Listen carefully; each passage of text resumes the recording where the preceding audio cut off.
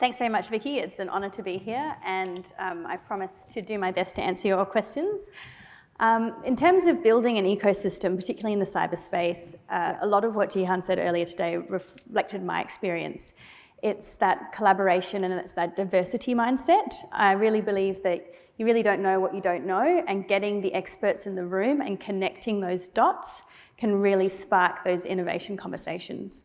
Joondalup seems to be this amazing hub. We have so much talent here, and we have really great partners, education, industry, different innovation spaces. So if you can bring the people together to have the good conversations, that's when I think you can really unlock the great ideas and solve those problems. And then when you know how you're going to solve a problem, that's when there's lots of room for startups, and we can really foster that ecosystem. So I do think that making sure that hopefully somebody like the Cyber Innovation Hub can play that role of facilitation and connecting to support those emerging cyber businesses. And I guess also telling the story. Cyber isn't just coding and tech. It's really something that's going to affect every single business across industry. You know, anytime you think about data that you're collecting, it needs to be protected.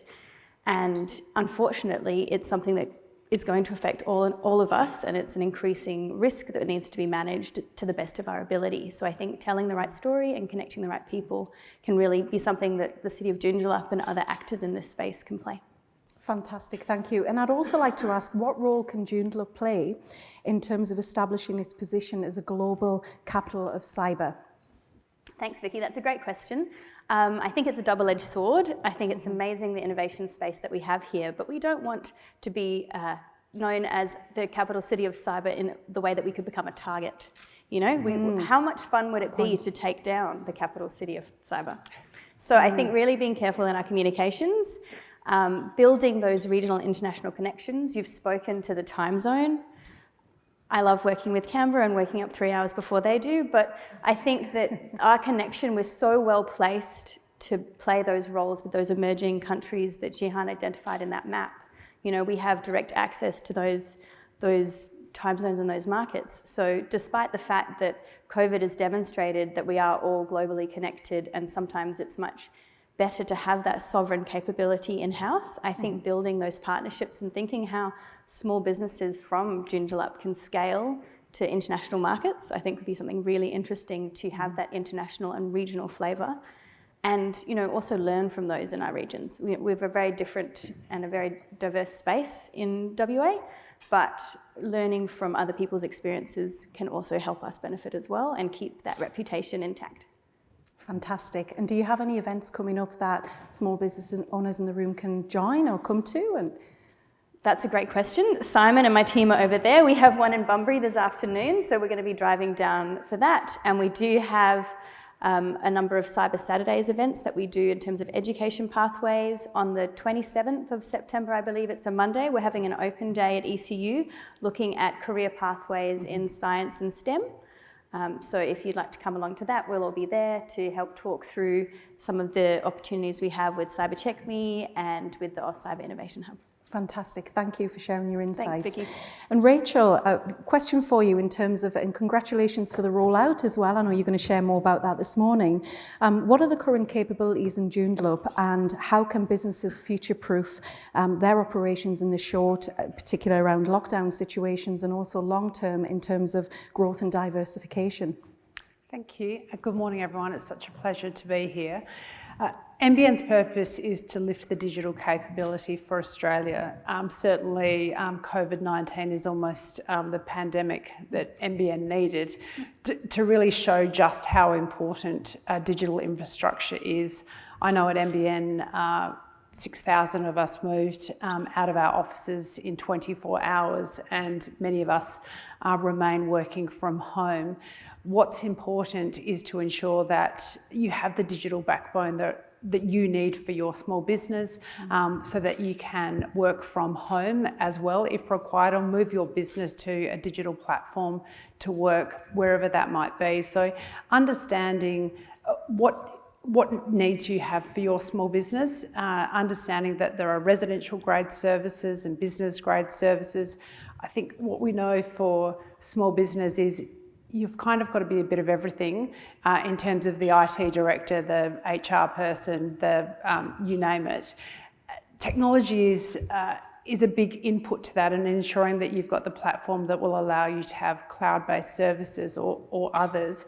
So I would really recommend to all small businesses to get advice, work with partners that can enable your digital platform, speak to peers. And I think the big thing is you don't need to do it all in once. It's about building blocks for digital future and future-proofing your digital future through collaboration and innovation. But if you don't have that platform, and really the NBN is just a platform to add opportunity and productivity onto, but it's just making sure that you have the most robust foundation, digital foundation you can get. Yeah, that's brilliant. And I know my business partner Lisa and I, when we scaled our business last year, it was because of technology as well. And we were running sort of Zoom sessions for small business owners, getting used to Zoom at the time. And I know now it's second nature, but certainly we saw that there was a trend of people who were maybe a little bit apprehensive about getting online. So we were offering complimentary sessions to them as well. So did you find that was a big, the training side was a stumbling block for people? Small business owners? It was huge. So certainly for our business model, and the team that I run is all about, normally we would be in the field, it's around informing, influencing and educating. That move to an online platform required a huge amount of learning. We've all had those Teams calls, and now I seem to live on a Teams call. All of us lifted our digital capability. Certainly I know my grandparent, I never thought that they would be able to use a QR code or even know what a QR code was. So again, I think it's taking things incrementally, step by step. It's building those digital blocks. It's ensuring that you understand what's important to you. So if it is 24/7 service, that you have a business grade service. If you could have a residential grade service, that's fine, but really understand the nuance and the difference of it.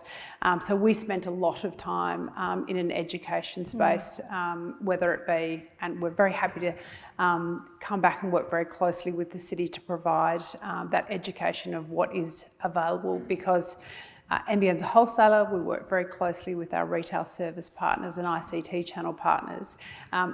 It can be tricky stuff. It needn't be, and you don't need to be an expert in technology to get a digital platform that will work for you in the future.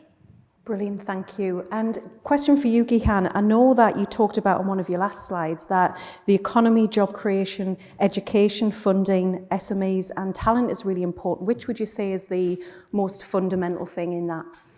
Okay, so I reckon the research says that all 6 of them are required. So if you don't have any one of them, then you're probably not going to be an innovation hub unless you're really lucky. So for me, I gravitate more towards the talent side of it. But I think the very first one, the economy and the infrastructure, and it's really interesting, I think, Rachel, you're possibly underplaying the role that the NBN's played, because it's not just a platform, it is an absolutely essential platform.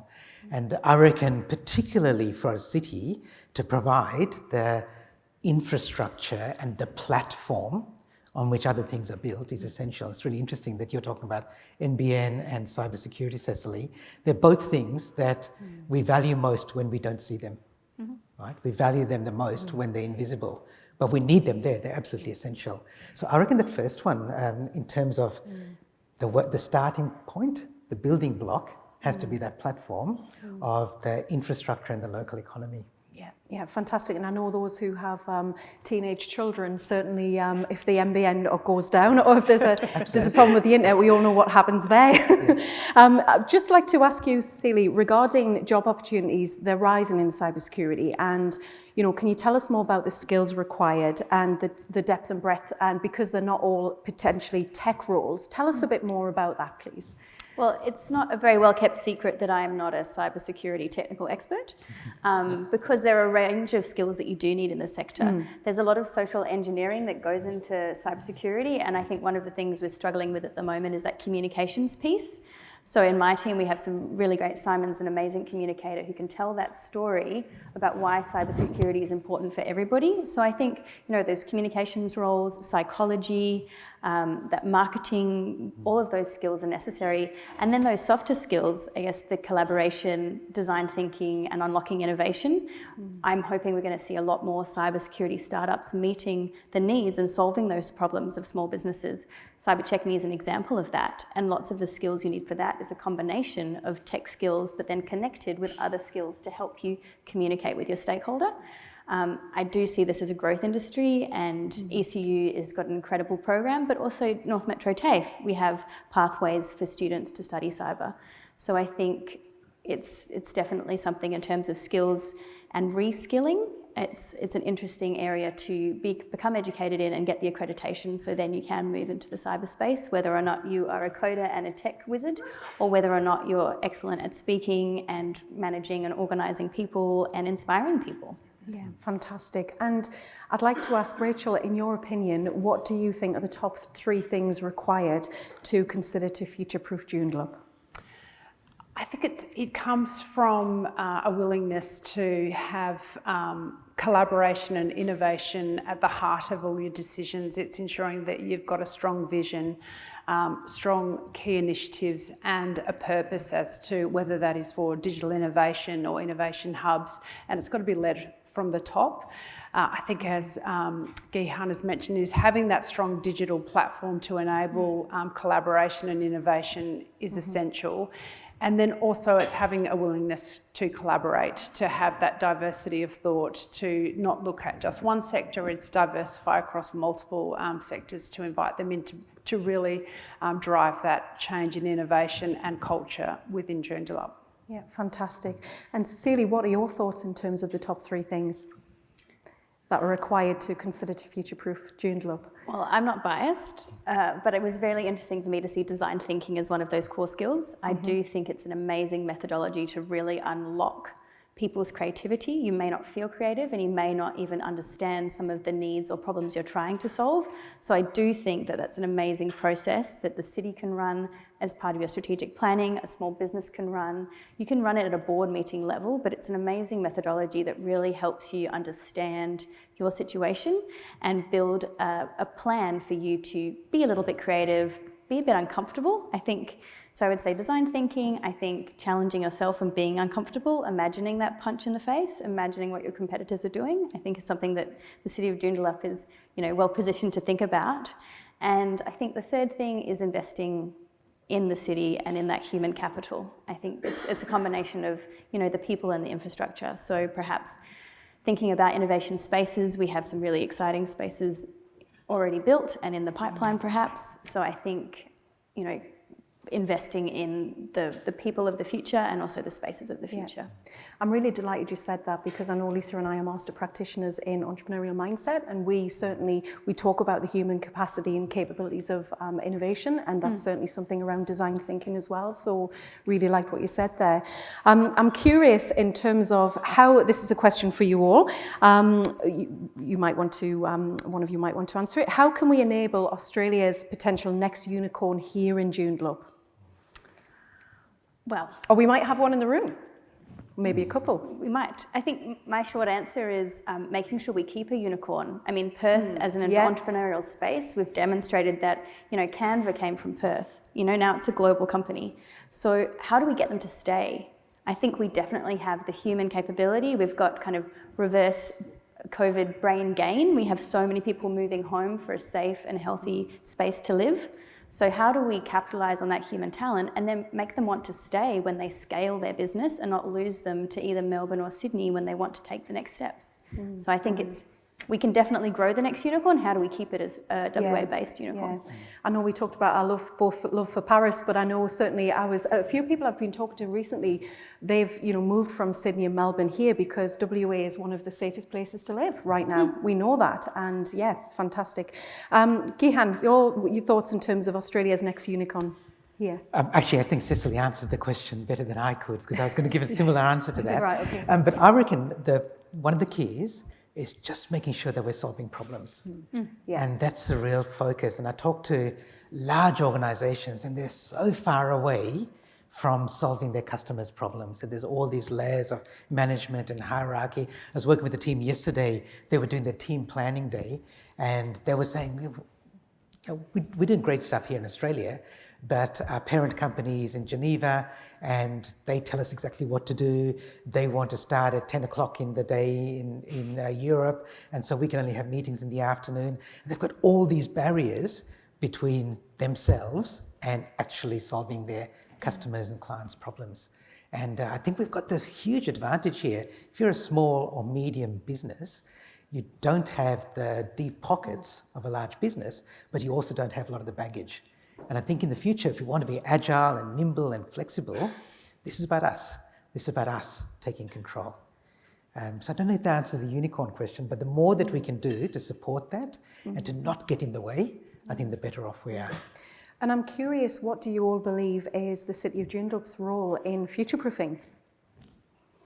I think it's about remaining curious. I think that's a huge driver. It is having that collaboration. It's around innovation, but also that diversity of thought and asking the questions, as Gihan mentioned, of what else could you do, what else is there? And it's ensuring that you provide that platform of curiosity, you're excited about it, the vision is really clear, and then you invite that diversity of thought. Sometimes it's failing often, failing cheaply, but having that mindset that it's okay to fail because it's what you've learned from that, I think will set Joondalup up for success and being proudly innovative and excited about the future. Mm-hmm. Cecilia, what are your thoughts on that? I mean, I think everything that Rachel has said resonates. I think it is part of that platform and that base level. I've only been in the role 3 weeks, but you can feel that there is that energy and that is that support. So I really think that that's a great foundation for future-proofing Joondalup. I think keeping their eye on the horizon, scenario planning for different possible events. We have so much going on at the moment, and unfortunately not every event that we're going to see in the next 10, 15, 30 years is going to be something positive. So thinking about that adaptability and risks that we know are going to possibly impact us, we can take action on earlier. We can be at the forefront of issues. So I think, keeping the eye on the horizon and having that really great foundation to invite all of the amazing talent that we have to get those innovative ideas happening, I think, that would be an amazing place for the city to be. And can I ask, I'm curious, what are the current capabilities in WA in the development of robotic and automative technologies?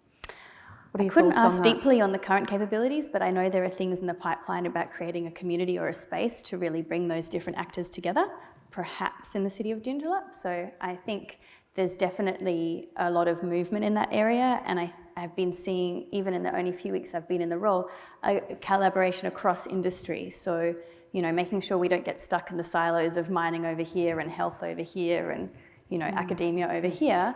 If we're thinking about, robotics and AI, they're across all of these industries. It's almost like cybersecurity. And as we build robotics that all run off little networks, we've got to think about who could also access those networks. So I think making sure that we're not working in silos and that we are really fostering that honest collaboration, having those tough conversations, and making sure we see each other as a space to learn, because that's how we can innovate and also build our own resilience if something unfortunate does happen. And I like what you said there about honest collaboration, and certainly design thinking can play a role in terms of bringing people together and changing mindsets as well. So really like that. Okay, well, let's get some questions from the audience in terms of Slido. So please ask some questions. We have them coming up on the screen, apparently. I'll ask a question while we're waiting. Okay, they should be coming up there, but I'll ask another question. So, Gihan, what are your thoughts in terms of WA, the ecosystem and the future-proofing and from Sydney and Melbourne and the divide there? What are your thoughts in terms of how we can foster more collaboration there, particularly because, I mean, I know in our business, we haven't been able to fly over East to be able to scale physically. So what are your thoughts? How can we work around that? And yes, we can leverage technology, but what are the other ways we can deal with that, apart from getting on a spaceship to fly with the Kardashians over there? What can we do? But you're right, Vicky, and it doesn't have to be apart from leveraging technology. It is about leveraging technology. And there's no reason that we can't have, like, we're here today. We're here in person with some people who are just as smart as anybody in the eastern states. I hope this is not being recorded. No, we're here with super smart people who are entrepreneurial, innovative, and for us to be among people like this is just amazing, and I love that. I love that. Like, I'm a Perth boy from way back, and I think kind of lived here long enough. I'd spent a short time on the Gold Coast, but Perth's always been my home, and it's fantastic that especially now, as we talked about the best time zone in the world, we've got the digital connectivity, we've got that isolation, which not only has kept us safe from COVID, but also means that we've been doing things our own way for a long time, that we've got everything that we need here. And absolutely use technology to reach out, and we should be doing that. But I don't think we need to think of ourselves as little cousins anymore, as we used to. We used to look over East and say, oh, if only we could be like the big boys. But I think now we're looking north in Western Australia and north to Asia. Yeah, and it's interesting, tomorrow night is the Insight Awards, which is the flagship awards of technology in WA, and there's probably some people in the room who are going to that as well, so it's really great to see that happening as well. I'm curious, is a question from someone, is AI threatening human-to-human emotional interaction? I'm happy to take that one. You go for it. All right. All the research says that machines and people are better together than either of them alone. So it's not an either-or question, it's an and question. It's just like I've written my book, and the fact that I used a word processor that Microsoft Word doesn't make me a better writer, but it helps me get my book out better. And all the research says is, like, the best AI chess software can beat the best human grandmaster, but a grandmaster working with AI chess software can beat the best AI. And so it's all about humans and humans and machines working well together. That stat that I showed about AI counselors, and saying most people would rather talk to a robot or work with AI than a human, it's not about one or the other.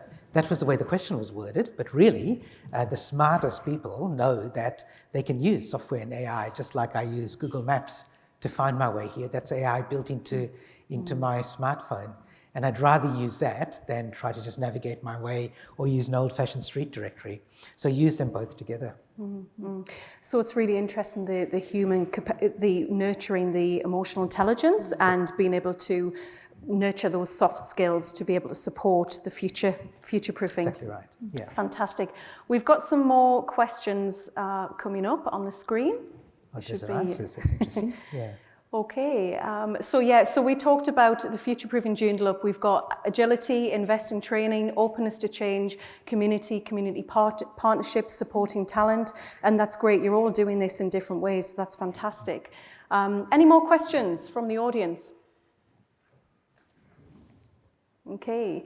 Someone says here, you talk about supporting for the next unicorn. What they actually need is accommodation while scaling developers. How would you provide them this support? That's a fantastic question. Who said that? And I know we've got Jamie in the room.